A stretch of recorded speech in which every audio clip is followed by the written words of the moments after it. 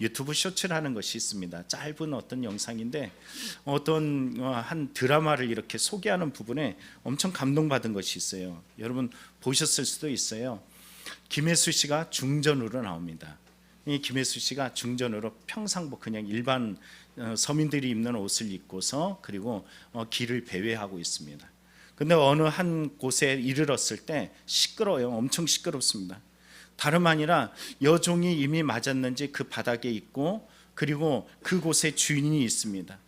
얼굴에 상처가 나 있고 몸은 이제 만신창이가 되어 있는 그곳에 이것을 보고서 가만히 보니까는 이 여종이 주인의 힘에 의해서 임신을 하게 된 상태입니다. 이 중전이 그냥 지나치지 못하고 있어요. 그리고서는 그녀에게 다가가서 도와주려고 합니다. 그때 이 여종이 이렇게 말하죠. 여기 있다가 다치십니다. 나는 괜찮으니 어서 가시지요. 자기의 몸이 아주 어렵고 힘든데도 불구하고 도와주려는 이 중전, 그는 중전인지 모르고 있고 도와주려는 그녀의 모습에 혹이나 다칠까 봐 염려하는 모습으로 그렇게 이야기합니다. 근데 중전이 뭐라 그러냐면 이렇게 말해요. 내게 바짝 붙어라 라고 이야기를 해요. 바로 그 순간이었어요. 뒤에서 이 양반이, 그 여종을 임신시킨 이 양반이 이런 말을 합니다.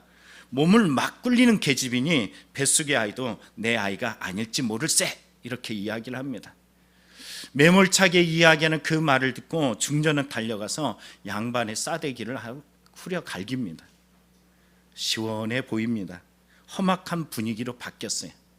금방 중전을 죽일 것 같은 그 위세가 떨릴 때 저 뒤에서 들려오는 소리가 있습니다. 중전마마! 이렇게 설교를 잘 듣는 거 처음 봤네요. 중전마마! 이렇게 이야기해요. 갑자기 상황이 역전됐어요. 분위기가 반전되었습니다. 내가 잘못했다. 용서해다오. 내가 잘못했다. 여종에게 이렇게 이야기를 하는데 중전을 향해서 이 여종이 이렇게 말해요. 중전마마, 충분히 위로가 되었으니 그만 가시기를 간청하옵나이다. 마마께서 떠나시오면 인연의 삶은 더욱 가혹해질지 모릅니다. 그때 중전이 이런 말을 해요. 내 이미 너의 인생에 끼어들었다. 그리고선 그의 손을 잡고 그를 안아줍니다. 여러분, 그냥 스쳐 지나갈 수 있는 한 드라마임에도 불구하고 저에게는 달리 보였던 부분이 있어요. 예수님께서 우리의 삶에 끼어들으셨어요. 내 마음대로, 내 뜻대로, 내 생각대로 살아갔던 인생을 예수님께서 찾아오셔서 이 중전과 같이 내 인생에 끼어들었다 그러시면서 찾아오셔서 우리를 품어주셨습니다. 인생을 살아가면서 그 주님은 오늘 우리에게 기도를 알려주시면서 하늘에 계신 우리 아버지라고 일러주셨어요. 내가 아프든 내가 고통스럽든 내가 절망스럽든 내가 잘되든 주님이 없는 것 같은 그곳에서 그분은 나에게 끼어드셨고 그분은 나에게 찾아오셨고 우리에게 떠나시라고, 상관없습니다, 또는 나를 버린 것 같습니다 라고 이야기할 때 중전의 말과 똑같은 말로 내가 이미 너 인생에 끼어들었어 라고 말씀해 주십니다. 이것을 잘 아시는 주님께서 오늘 우리에게 주기도문을 통해서 기도를 알려주십니다. 오늘 계속되어졌던 이 주기도문의 강해 중에 5번째 내용입니다. 성경에 보면 이렇게 오늘 본문은 이렇게 말합니다. 함께 읽어보겠습니다. 우리가 우리에게 죄 지은 자를 사하여 준 것 같이 우리의 죄를 사하여 주시옵고. 여러분, 주기도문 한없이 많이 하잖아요. 우리 새벽 예배 올라오신 분들도 우리는 끝에 한 번에 하지 않고 자기 기도를 다 한 후에 일어나기 전에 주기도문을 하라고 저는 권면합니다. 그래서 자기 혼자서 권면할 때, 자기의 삶이 아플 때, 고통스러울 때, 절망할 때 하나님이 바로 우리의 기도자가 되어주시고 응답자가 되어주시고 하늘에 계신 하나님께서 지금 현재 나와 함께 하심을 더 깊이 느끼는 이런 고백의 기도로 저 교회 문을 열고서 나아갈 때 그 주님이, 나에게 끼어드신 주님이 나의 저 엄청난 삶의 양반들을 이기고 승리하도록 보호해 주시며 내 손을 이끌어 주실 줄 믿습니다. 오늘 여기에 오늘 본문 속에 읽었던 우리에게 지은 죄를 사하여 준 것 같이 우리 죄를 사하여 달라는 이 말씀으로 3가지를 우리는 깨닫게 됩니다. 첫째는 관계라는 부분입니다. 여러분, 오늘 본문에 보는 것처럼 우리가 우리에게 라는 말을 하고 있어요. 여러분, 사람이라는 상형 문자가 있잖아요. 이렇게 시옷자처럼 되어 있는 이 문자를 보면은 사람이 사람을 만나서 사람인을 이룹니다. 그리고 사람과 사람은 서로 기댈 수밖에 없는 존재라는 것이, 또 어떤 상용 문자를 설명하는 책자에 보니까는 이런 모습으로 나옵니다. 사람이 사람인데 손을 잡고 있는 모습을 사람인으로 그려냈더라고요. 이렇게 세상 가운데서 살아갈 때 아리스토텔레스는 이런 말을 했죠. 사회적 동물이라는 표현을 썼어요. 사람이란 존재는 서로 섞여서 살 수밖에 없는 존재입니다. 우리가 이 섞여 사는 곳에서 위로와 힘과 능력을 체험하면 참 좋은데, 좋은 긍정적인 요소만 있지 않아요. 살아가다 보면 용서를 다뤄야 될 만큼 아픔의 일들이 우리의 삶에 있습니다. 이것을 우리는 상처라고 말하고 고통이라고 말합니다. 우리는 원하건대 사람의 관계 속에서 행복, 즐거움, 기쁨, 긍정적인 어떤 단어들을 찾고 싶은데, 상처 또는 고통, 다툼, 이런 부정적인 요소들이 우리의 삶에 작용하고 있습니다. 살아가면서 우리는 수많은 사람들 중에서 이런 상처의 삶을 잡아먹힌 사람들을 만나기도 하고요, 이 아픔이라는 인생살이에서 아픔이 내 삶을 온통 잡아먹힌 이런 수많은 사람들을 경험하게 됩니다. 우리 교회를 세우신 오수생 목사님이라는 분이 계십니다. 이 청소년 쉼터를 운영하는데, 그곳에 여러분 아이들이 어떤 아이들이 오는지 알죠?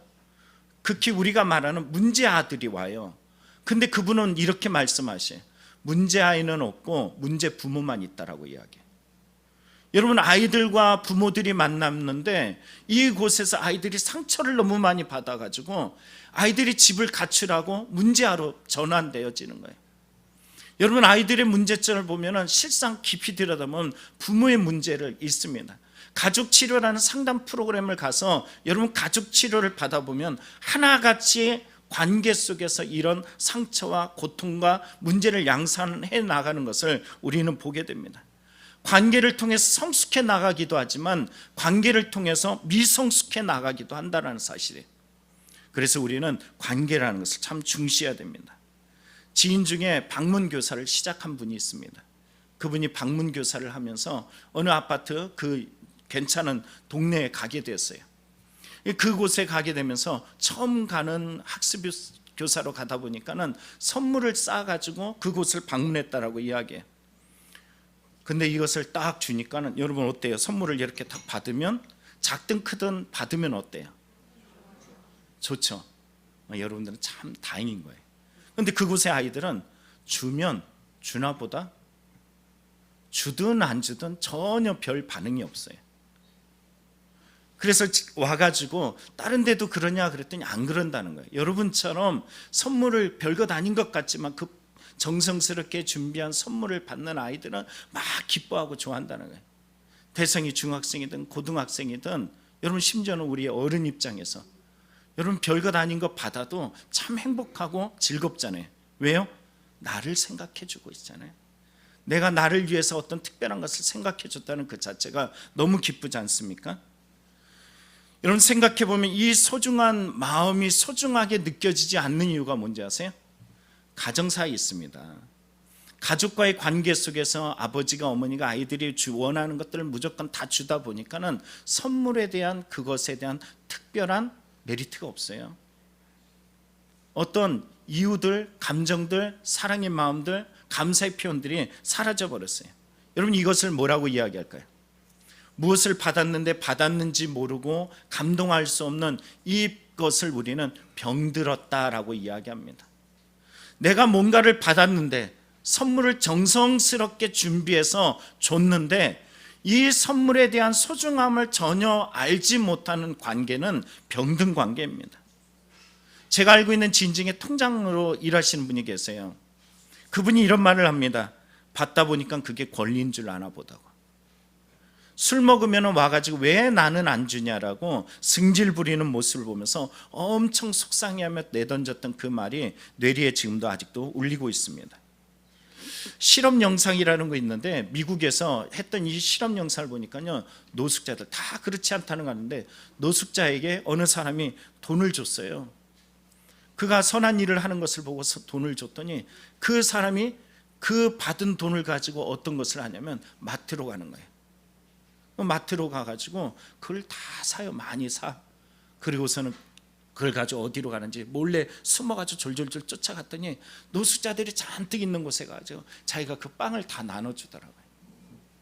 여러분, 이 사람은 희망이 있잖아요. 도리어 노숙하지 않는 사람들이 보면서 사랑과 감정의 눈물들을 흘리는 것을 보게 됩니다. 어떤 분을 저에게 소개시켜 주는데 참 이 사람은 괜찮다라는 생각이 드네요. 한 분이 그래요. 아무개는요 엄청 어려워요. 근데 이 사람은요 감사할 줄 압니다. 작은 것에서도 마음을 담아서 감사의 표현을 할 줄 아는 사람이에요. 얼마나 예쁜지 모릅니다. 여러분, 선물을 잘 준비해 가지고 줬는데 전혀 이거에 대해서 감사를 할 줄 모르는 이 아이들의 모습에 병들었다라고 표현한다면, 이 노숙자라든가 아니면 이렇게 힘든데도 불구하고 도리어 부유한 마음을 살아가지고 있는 사람들의 모습을 봅니다. 제가 지난주에는 참 희한해요.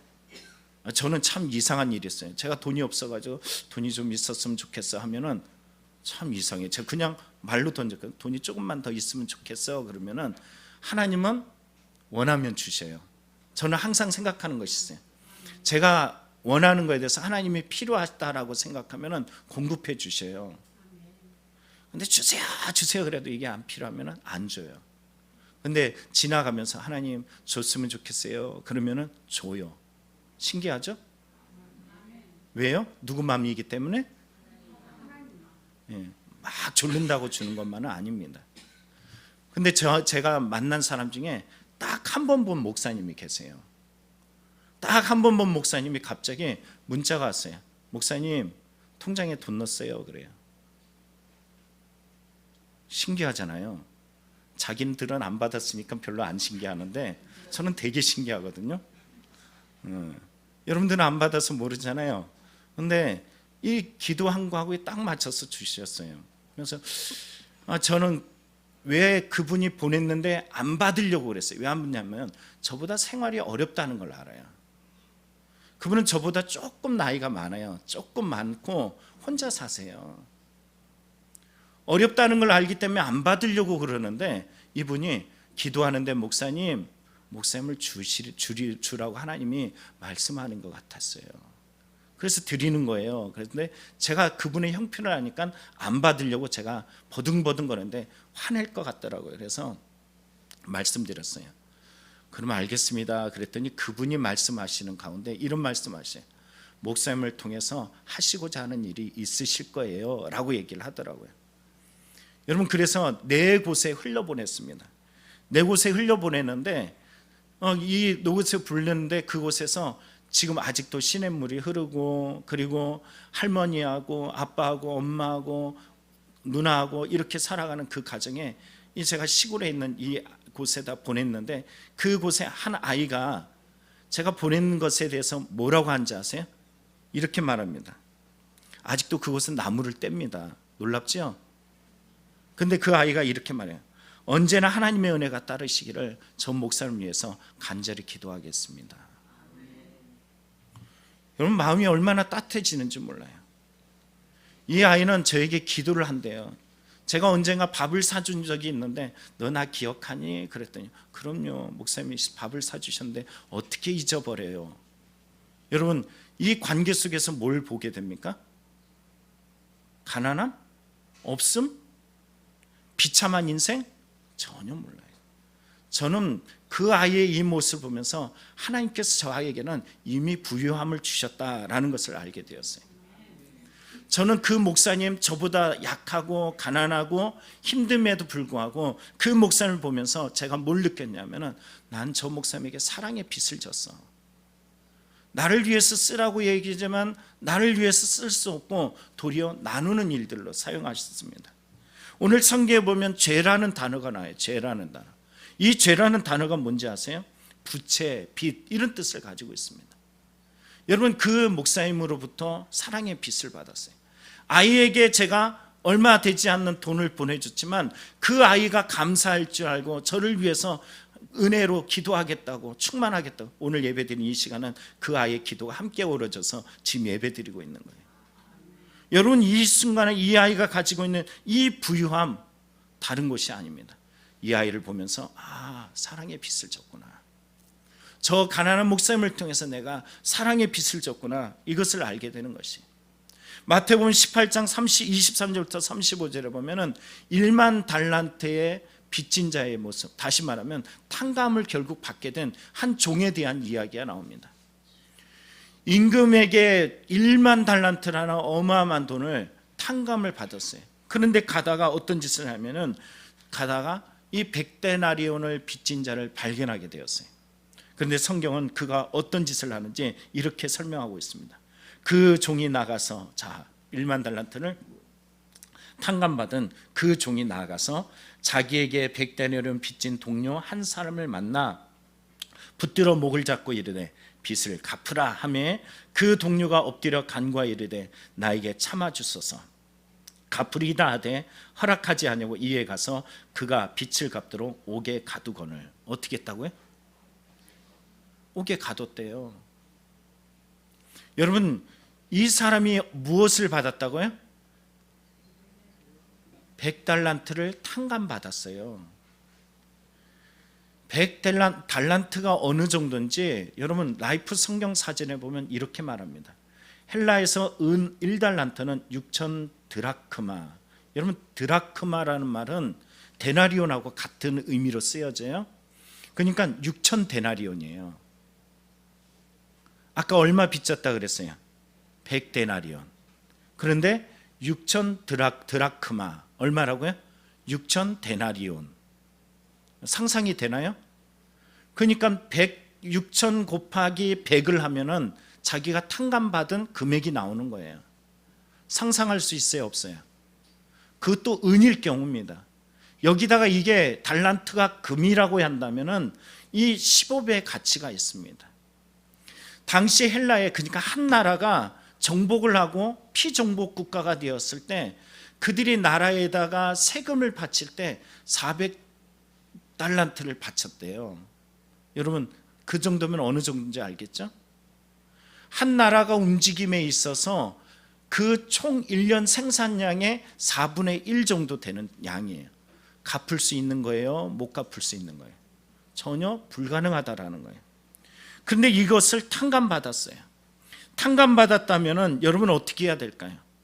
저렇게 자기가 길을 내려가는 중에 만났던 자기에게 빚진 자에게 그 100데나리온에 대한 금액에 대해서 화가 나고, 그리고 그것에 대해서 감옥에 가둘 만큼 악한 짓을 한다.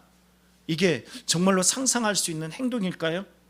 오늘 마태복음 18장에 보면은 주인, 이 임금이, 그것을 탕감해 줬던 임금이 뭐라 그러냐면 이렇게 말합니다. 악한 종아라고 이야기해요. 그를 악하다라고 말해요. 또 뭐라고 이야기하면 불쌍히 여김이 마땅하지 않냐, 당연성을 잃어버렸대요. 용서함을 받았는데, 탕감을 받았는데 그것에 대해서 갚을 줄 모르는 이 인간답지 않은 인간이라는 거예요. 또 주인은 어떻게 합니까? 노예였다라고 이야기해요. 그리고서 그 빚을 갚도록 옥졸에게 넘겨줬다. 그가 행동한 그 모습 그대로 그에게 갚아줬다라는 것을 말해주고 있습니다. 오늘 마태복음 18장에 보면은 이렇게 말합니다. 마태복음 6장에 보면 이렇게 말해요. 우리가 우리에게 죄 지은 자를 사여 준 것 같이 우리의 죄를 사여 주시옵고. 자, 우리와 우리의 관계 속에서 뭐가 있어요? 빛에 대한 탕감의 삶이 있다라는 것이. 성경의 마태복음 18장에 보면은 이렇게 말합니다. 너희가 각각 마음으로부터 형제를 용서하지 않으면 나의 하늘 아버지께서는 너에게 이와 같이 하리라. 삶이라는 현장에서 관계라는 것은 결국 무엇을 하기 위함이라고요? 관계는 하나님으로부터 받은 사랑, 용서, 빛을 탕감받은 것을 실천하기 위한 현장이라는 것이. 마태복음 6장 14절 15절에 오늘 본문이에요. 여기 보면 이렇게 말합니다. 너희가 사람의 잘못을 용서하면 너희 하늘 아버지께서 너희 잘못을 용서하리니와 너희가 사람의 잘못을 용서하지 않으면 너희 아버지께서도 너희의 잘못을 용서하지 아니하시리라. 읽다 보니까 좀 이상한 게 있죠? 내가 이미 용서받았는데 네가 용서하면 용서하지 않을 거야. 용서하지 않으면 나도 용서하지 않을 거야. 여기에 뭐가 작용할까요? 여러분, 예미와 아직이 작용해요. 뭐가 작용한다고요? 여러분, 용서함 받았어요, 안 받았어요? 근데 용서하지 않으면 아직이에요. 왜? 주님이 오셨어요, 안 오셨어요? 여러분 삶에 주님이 오시는 날이 있어요, 없어요? 한 번 죽는 것은 사람에게 정해진 것이 그 이후로는 심판이 있으리라. 여러분 우리 모두가 다 죽잖아요, 그렇죠? 주님의 날에 반드시 설 날이 있습니다. 관계라는 것은 반드시 그곳에서 하나님께로 받은 것을, 그 용서를 성취하는 삶의 현장이라는 것입니다. 여러분이 이 관계를 이뤄가는 삶이 되길 축복합니다. 받은 것들을 정말로 당연시 여기고 아무렇지도 않고 그냥 넘어가는 존재가 아니라 받은 것을 받은 것으로 여길 수 있는 믿음이 되길 축복합니다. 두 번째는 우리가 볼 수 있는 것은 용서받음입니다. 두 번째 집중하는 건 용서받음이에요. 1만 달란트의 용서받은 자, 여러분 누굴 말하는 걸까요? 그렇죠, 우리를 말합니다. 용서함 받았다는 자리는 회복의 자리예요. 전혀 회복할 수 없는데 회복이 있어요. 이미 이 문제로 인해서 행복이 깨어진 곳에 행복의 조건이 그 삶에 들어오게 됩니다. 여러분 수많은 사람이 자살하니 산이 죽니라고 이야기하다가 여러분 죽으려고 했다가 주님을 깊이 만난 현장에서 수많은 사람들이 위로를 얻고 생명력을 얻고 도리어 변화돼서 죽어가는 사람들을 살리는 경우들을 참 많이 봅니다. 제가 잘 알고 있는 이야기 중에 하나가 프랑스의 어떤 한 청년이 자살을 하려고 그러는데 한 신부가 왔어요. 그리고서는 이야기를 하는 거예요. 야, 너 나 좀 도와다오.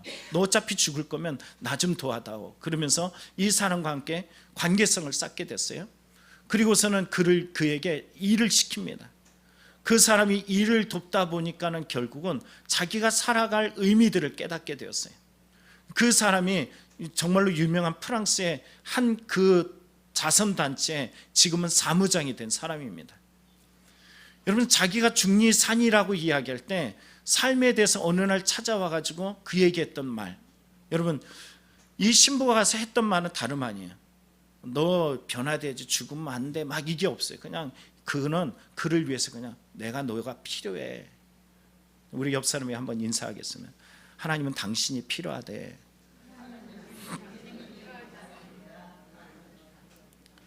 자기 조건과 자기 환경만 보면은 살 수 있는 비결이 없어요. 그러나 하나님께서 나를 불러주신 삶을 바라보면은 그 자리에 행복이 있고 그 자리에 하나님께서 사용하시는 놀라운 은혜들을 체험하게 됩니다. 근데 오늘 본문에 보면 이렇게 이것을 뭐라고 하냐면 은혜라고 이야기한다는 거죠. 하나님이 나를 사용하시는 이것, 하나님께서 나를 용서하신 것, 전혀 탕감받을 수 없는 삶의 조건, 나의 삶을 다 불살라 내어준다 그래도 용서함 받을 수 없고 탕감받을 수 없는 인생의 삶을 하나님께서는 은혜를 통해서 그에게 부어주셨어요. 그래서 그의 삶이 행복이라는 것을 느끼게 되었어요. 여러분에게 100달란트라는 금액의 탕감을 받으면 행복하겠어요? 불행하겠어요? 당연히 행복하겠죠.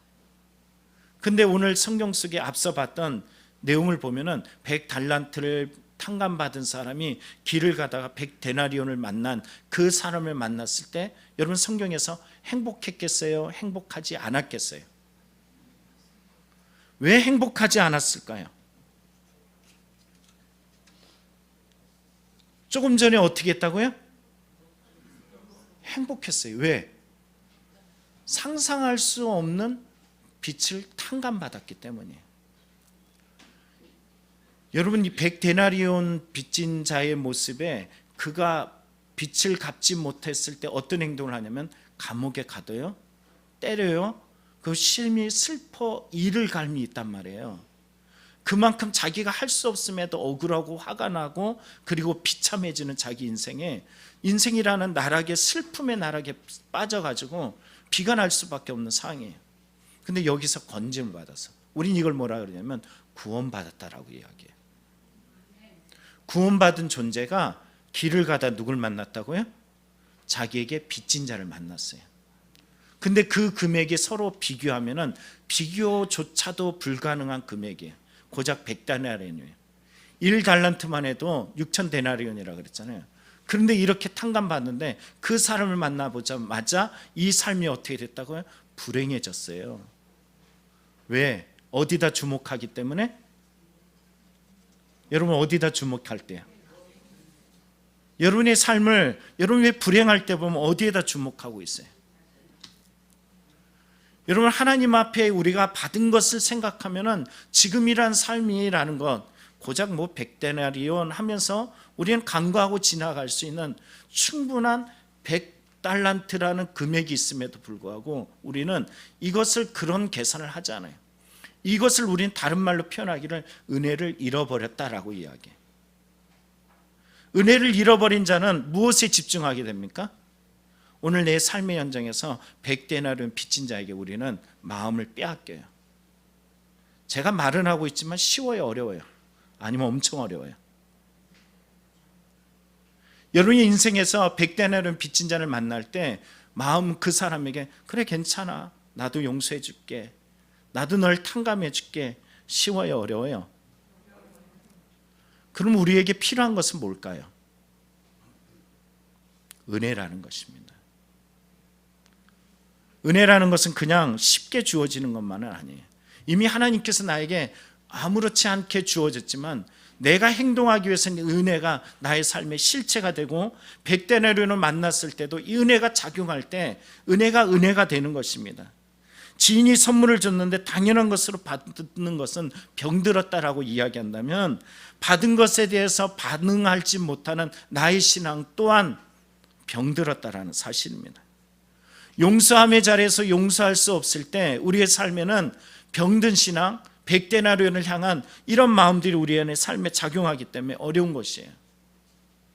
주님 말씀하세요. 죄는 미워하되 사람 미워하지 말라라고 이야기했어요. 모든 죄를 덮으라는 말은 아닙니다. 그러나 우리가 그를 향한 마음은 용서라는 이 마음입니다. 용서할 수 있을 때 우리 안에 하나님이 보이기 시작하는 것이고 용서할 수 있는 힘도 바로 하나님을 통해서 감당되어지는 것입니다. 에베소서 4장을 보면 이렇게 말해요. 서로 친절하게 하며 불쌍히 여기며 서로 용서하기를 하나님이 그리스도 안에서 너희를 용서하신과 같이 하라. 용서하신과 같이 하라. 이것이 되었을 때 비로소 앞에 전자에 나온 서로 친절함, 불쌍히 여김, 용서하기가 가능한 것이에요. 골로새서 3장에 말한 것처럼 누가 누구에게 불만이 있거든 서로 용납하여 피차 용서하되 주께서 너희를 용서하신 같이 너희도 그리하고. 여러분 용납이라는 것이 언제 가능하다고요? 주께서 너희를 용서하신 것 같이가 작용할 때 비로소 용납이라는 것이 우리의 삶에 작용한다라는 것입니다. 우리가 용서하기 위해서 가장 먼저 작용해야 될 것은 다름 아니라 바로 내가 용서함 받았어라는 이것을 잊어서는 안 되라는 사실이에요.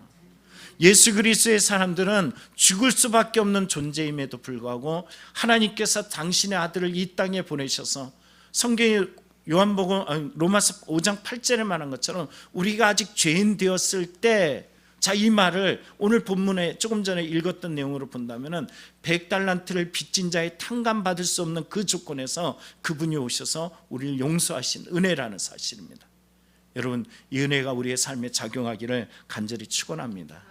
그리고 마지막 세 번째는 용서하기입니다. 박찬호 권사님이 밴드에다가 어떤 영상을 하나 올렸어요. 집에서 키우는 개 2마리가 있어요. 그 개가 자기 노는 장난감 보셨어요? 장난감을 가지고 한 개인데 그 장난감을 서로 빼앗아서 놀고 싶어갖고 개 2마리가 막 붙잡고서 저보고 당기고 싸워요. 근데 요즘 아파트 알죠? 아파트에 자동차가 쓱 들어가면 그러잖아요. 그러면 누가 들어왔습니다. 세대 차량이 들어왔습니다. 이러잖아요. 요즘 아파트가 그래요. 이렇게 딱 들어가면은 세대 차량이 들어왔습니다 하고 울립니다.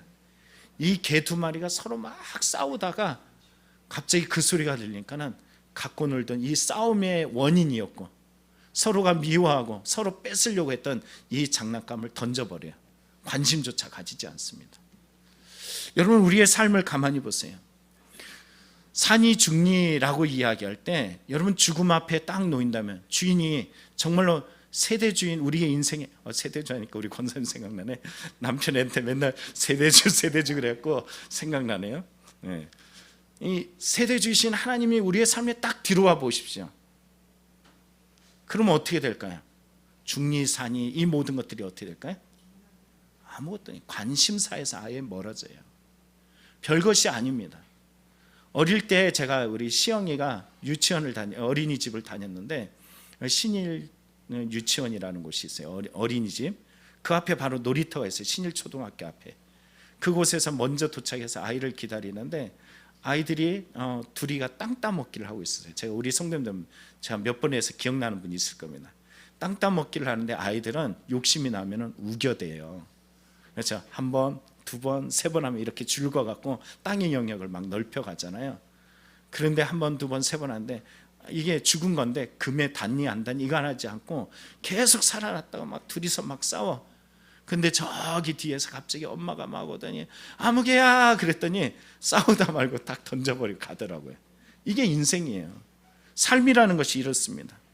내일 저희 아들이 시영이가 이제 군대를 가요. 근데 이 아들이 핸드폰에 엄청난 기프티콘이 있어요. 뭐 별것 아니에요. 애들만 좋아할 것도 있고. 그런데 이 청년의 입장에서 기프티콘은 수많은 사람들이 준 거고 또 자기가 모은 거다 보니까는 이 귀한 거예요. 뭐 아이스크림도 있고 뭐 케이크 같은 거 뭐 이런 거 있잖아요. 과자 뭐 이런 것들이 있습니다. 그러더니 갑자기 아빠 그러더니 저에게 그걸 다 줬어요. 왜 다 줬을까요? 이제 내 시간이 없어요. 내 시간이 없어요. 살 수도 없어요. 여러분 시영이는 군대 간 것 이 사실이 이전에 한 달 전에 한 달에 그날이 올까? 그날이 올까? 그날이 올까? 하는데 벌써 내일이 됐어요. 용우가 여러분 이렇게 앉아있을 때가 시영이가 앉아있을 때하고 똑같아요. 지금 같을 때 용우가 말 안 들으면 이 원수 같은 놈 이런 마음이 들지 모르겠지만 군대 갈 때는 눈물 막 흘리고 콧눈물 흘리면서 막 이렇게 하는 것이 우리의 생애예요. 그런데 아이들만 군대 가는 것이 아니라 삶에 아이들만 나라의 부름을 받는 것이 아니라 우리의 삶에 반드시 부름받는 시간들이 다 있습니다. 안 가려고 발버둥 치면 어떻게 돼요? 가능해요? 불가능해요. 안 가고 싶어도 안 갈 수 없는 것이 바로 군대인 것처럼 나라의 부름을 받는 것처럼 우리도 다 갑니다. 모세는 성경을 통해서 시편 90편에 이렇게 죠. 우리에게 우리의 날을 계수할 지혜를 주시옵소서 이렇게 기도를 해요. 여러분 누구나 가는 인생의 그 날을 계수할 수 있는 사람은 지혜로운 사람입니다. 우리는 돈으로 먹고 사니 그것만 있으면 되니 그러면서 우리는 내 마음대로 돈을 쓰는데 그곳에서 돈이 축적되고 그리고 어느 날 부자가 되면 기분이 좋을까요? 당연히 기분 좋죠. 근데 그날 어느 날 시영이와 같이 그 다 쌓아놓은 것을 하나님께서 가자라고 이야기하면 관심이 없어요. 땅덩어리, 집, 아파트 잔뜩 쌓아놨다 가자 그러면 그것도 다 의미가 없습니다. 삶의 죽음 앞에서 보면 그런 것들이 아무 작용을 하지 않습니다. 여러분 타이타닉호 그것을 타기 위해서 배를 타고서 잠수함 타고 갔던 몇몇 명의 사람들이 죽었어요. 그걸 타기 위해서 몇십억을 내야 되는 거라 그러더라고요. 그건 몰랐죠. 그 부유함을 가졌는데 그 즐거움의 자리가 죽음이라고 누가 알았겠어요. 삶이라는 것이 그래요. 인생이라는 것이 어느 날 갑자기 옵니다. 미움을 가지고 시기를 가지고 더 추구하려고 싸워가지만 내일 주님이 가자라고 이야기하면 다 내려놓고 가는 것이 바로 인생이라는 것입니다. 여러분 오늘 성경의 지혜로운 자는 다름 아니라 용서하시는 이가 누구냐 여기에다 주목할 때 용서하기가 되는 것이에요. 빌립보서 1장에 보면은 바울이 감옥에 갇혔습니다. 여러분 사역하던 사람이 감옥에 갇혔는데 같은 사역을 하는 사람이 바울의 사역에 갇혔으면 어떻게 해야 될까요? 어떤 그 말을 잘하는 사람이 있어요. 제가 그 사람 이름을 잊어먹었는데 이런다는 거예요. 누가 됐으면 좋겠어요? 오늘 1등이 누가 됐으면 좋겠어요? 하고서 사회자 그러면은 저 아무개가 됐으면 좋겠어요. A가 됐으면 좋겠어요. 그런데 A는 맨날 담배 피고 술 먹어요. 이렇게 얘기한대요. 무슨 말인지 아시죠? 그 진심이 아니에요. 실제는 그 마음에 시기하고 질투하는 마음이 있어요. 바울도 마찬가지입니다. 감옥에 갇혔더니 어떠냐면 주위 사람들, 같은 사역을 하는 사람이 바울을 시기해가지고 바울의 자리에 자기가 들어오고 싶은 거예요. 그 자리에 앉고 싶어요. 그래서 바울 사도는 이런 사람에 대해서 우리가 인간적으로 생각하면 너무 밉잖아요. 짜증나잖아요. 그런데 이렇게 말해요. 그들이 나의 매임에 괴로움을 더하게 할 줄로 생각하여 순수하지 못하게 다툼으로 그리스도를 전파하니라. 그러면 무엇이냐? 거칠애로 하나 참으로 하나 무슨 방도로 하든지 전파되는 것은 그리스도니 이로써 나는 기뻐하고 또한 기뻐하리라. 화낸대요? 기뻐한대요? 이유가 뭘까요? 여러분, 그리스도라는 부분에 그의 삶이 주목되었기 때문입니다. 그래서 12절에 보면 이렇게 말해요. 형제들아, 내가 당한 일을 도리어 복음 전파의 진전이 될 줄을 너희가 알기를 원하노라. 나의 삶의 시기로 다가오고, 나의 삶의 고통으로 다가오고, 나의 삶의 절망으로 다가오고, 나의 삶에 넘어지는 것 같은 그런 고통의 순간, 어려움의 순간, 노출되었던 이 아픔의 순간에서 우리는 부정적으로 그것만 바라보면서 후벼 파요. 제가 다리, 이 허벅지를 이렇게 줄로 재면은 양쪽 다리 이 허벅지가 사실은 사이즈가 달라요. 이상하잖아요. 같은 다리인데. 제가 어릴 때 모기한테 물렸는데 간지러운 거예요. 그래서 긁었어요. 그랬더니 이 문제가 생기더라고요. 문제가 생겨도 여전히 간지러워요. 계속 또 긁었어요. 그러니까 나중에 어떻게 되냐면 다리가 땡땡 부었어요. 그 이후로 이게 병원에 가서 치료하고 항생제를 맞아가지고 정상으로 온 것 같지만, 이 성장해가지고 이렇게 재보면은 이 다리 사이즈가 달라요.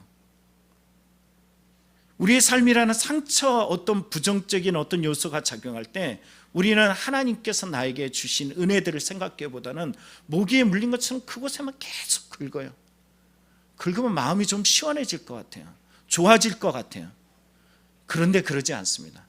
도리어 그것에 염증이 생기고 그 다리에 삶에 문제가 생겨서 시간이 아무리 흘러가도 그 상처의 흔적들이 그대로 남아 있습니다. 오늘 우리가 기억할 것은 다른 것이 아닙니다. 오늘 바울이 복음에 주목했던 것처럼 우리도 복음에 주목하고 하나님께서 나를 위해 십자가에 대속하신 은혜에 주목할 수 있는 믿음이 있어야 됩니다.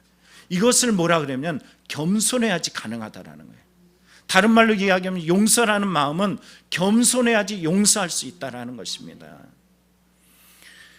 제가 좋아하는 김영선 목사님, 이 신학자 중에 김영선 목사님인데, 박영선 목사님인데, 이분이 이런 말씀을 하시더라고요. 겸손은 아무리 노력해도 생기지 않습니다. 떤다고, 이 말이 뭔지 알죠? 다리 떤다는 것이 아니라 겸손을 떠는 척해도 생기지 않습니다. 겸손은 언제 생기냐? 자신이 제일 못났다는 치명적인 실수를 경험할 때 생깁니다. 미워할 사람, 경멸할 사람이 없다는 것을 알게 됩니다. 나의 삶이 무너져 봐야지, 그래야지 그 자리에서 비로소 겸손할 수 있고, 지금 빌립보서 1장에 말하는 것처럼 자기에게 시기하고 질투하는 사람에게 미워하지 않고 그리스도를 집중할 수 있는 마음이 겸손할 때 생긴다는 거예요. 빌립보서 3장에 보면 바울이 어때요? 무엇이든지 내게 유익하던 것은 그리스도를 위해 다 해로 여길 뿐 아니라 배설물로 여겼다라고 이야기하잖아요. 이런 삶이 어떻게 되었냐면은 그가 다메섹 도상으로 갈 때 그의 살기가 등등해가지고 리더자가 돼서 달려가는 그의 인생의 리더자였어요. 그러나 갑자기 주님이 찾아오셔서 어떻게 말해요? 사울아, 사울아, 누구시옵니까? 네가 핍박하는 예수라. 그는 눈이 멀게 됐어요. 하루아침에 인생이라는 부분이 완전히 그의 삶에 치명적으로 완전히 무너지게 되었어요. 앞을 보지 못한다는 것은 이제 앞으로 인생은 거지밖에 할 게 없어요. 빌어먹는 인생밖에 없습니다. 잘 나가던 인생이 이제 빌어먹어야 될 인생으로 바뀌어버리는 거예요. 그의 인생 속에 그렇게 치명적으로 무너졌는데 예수님이 찾아오셨고 예수님을 만났던 그 삶이 예수님이 그의 눈을 떠줬을 때 이제는 새로운 눈을 뜨고 새로운 삶을 살게 되었어요. 여러분, 우리가 그런 삶이 되길 원합니다. 예수님을 만나는 자리가 돼야 돼요.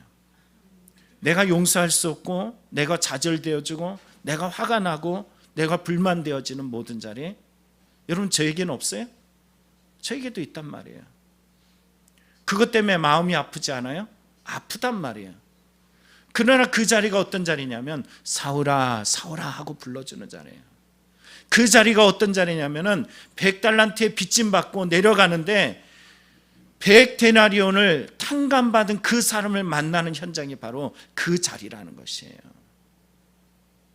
그 자리에서 여러분, 우리가 누구를 만났던가, 내가 가진 은혜는 무엇인가, 이런 걸 생각하는 자리, 주님이 사울아 사울아 불러주는 그 자리가 되길 원합니다. 여러분이 병들면 어떻게 하냐면 아담과 똑같은 반응을 일으킵니다.